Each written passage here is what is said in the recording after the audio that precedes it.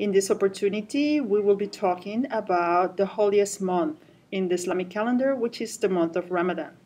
Muslims beloved this month because not exactly for the fast, but because of the fact that this is the month where the revelation of our holy book, the Quran, started. And we fast as an addition to what that month really represents. We fast to commemorate the start of the revelation, a revelation that continued for many, many years, developing into what we know now as the Holy Quran. And also we fast for some other reasons which are important too. For example, in order to jumpstart your spiritual life, let's say between one Ramadan and the next, and also to develop your spirituality one more notch, if I may say so. We also use this month to do more charity that we are called to do during the year, because we believe that every act of charity that you do in the month of Ramadan, you will receive more blessings than you usually do.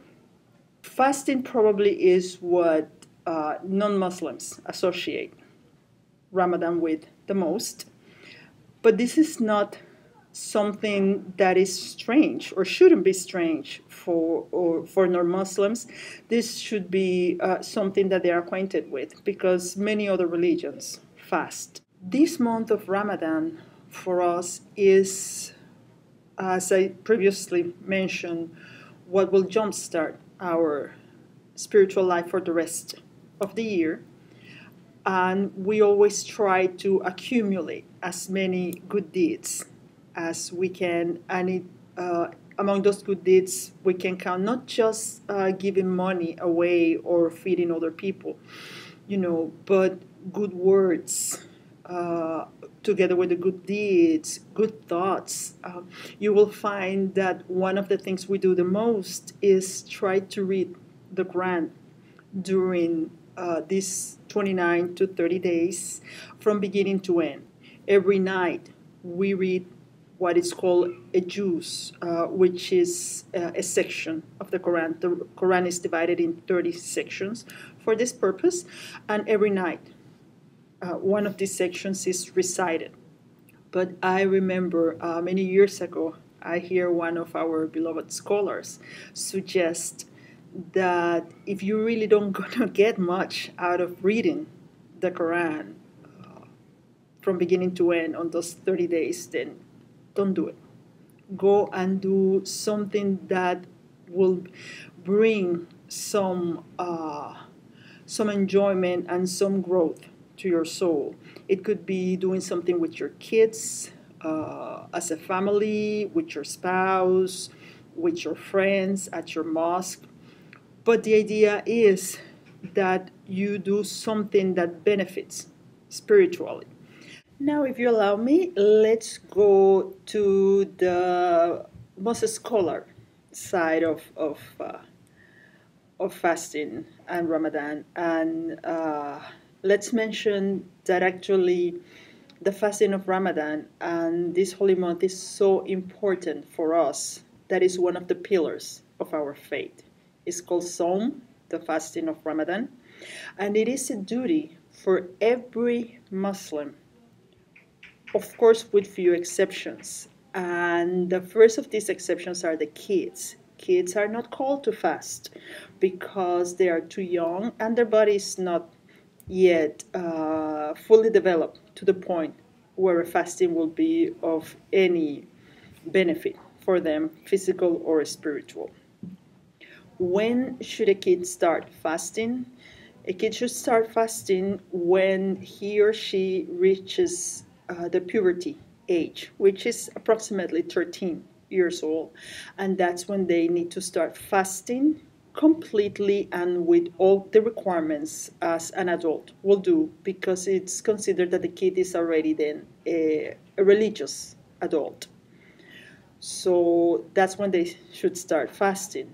However, parents, and in my case I'm one, we like to have our kids do what I call a test driving of the fasting for Ramadan and have them fast for a few hours.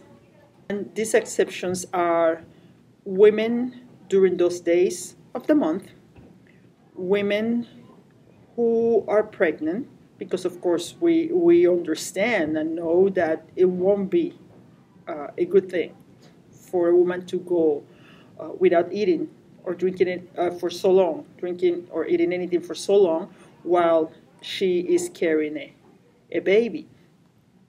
Also, for women who are breastfeeding and for people who have health issues, not only uh, people whose health issues call for medications, but people whose health issues could get aggravated by fasting. For example, people with diabetes,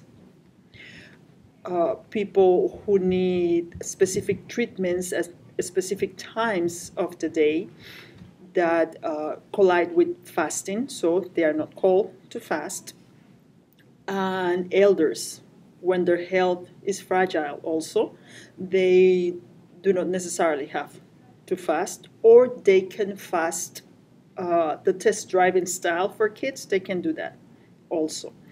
Now, those people who cannot fast for medical reasons, let's say, they can make up for that fast later on during the year before the next Ramadan shows up. Or they can make it up also through paying an organization or however they can to feed other people. Now, how to fast? As soon as the light starts showing up in the horizon in the mornings, before the sun comes up, you should stop eating or drinking anything. How more clearly to explain will be to say that nothing should cross your mouth, nothing beyond your teeth. From that moment till the moment when the sun goes away in the afternoon and there's just the faintest light in the horizon. That's when you break your fast, you go and pray, and then you come back and eat. Something we like to do at my community, at the Adam Center especially, is to have at least what we call one interfaith iftar. Iftar is the breaking of the fast, the meal used to break the fast in the evening. And we love to invite people from other faiths to come, and also not just people from other faiths, but people from no faith, and politicians and community leaders. Why? Because Ramadan is such an important time for Muslims. And breaking of the fast is such an important ritual that share it with other people for us is not just a joy, it's an honor. Actually, we just had our interfaith iftar last Sunday, and I will say that the place was packed. It was really packed. It was probably around 100, 110 people in the room, and it was a delight. We had members, as I said, from other faiths. We have our Jewish and Christians brothers and sisters. We had also some members of some other faiths. We had some Baha'is, and we have some Quakers of the Friends meeting. It is important for us to be surrounded with not just family during Ramadan, but with friends. And what better friends than people of other faiths? What better friends than community members, people that do things for the community? And we believe that this goes a long way to pave the road to better understanding between Muslims and non-Muslims. between peoples of all faiths, between community leaders and community members. And we do this because this is what we're taught to do through the teachings of our Quran.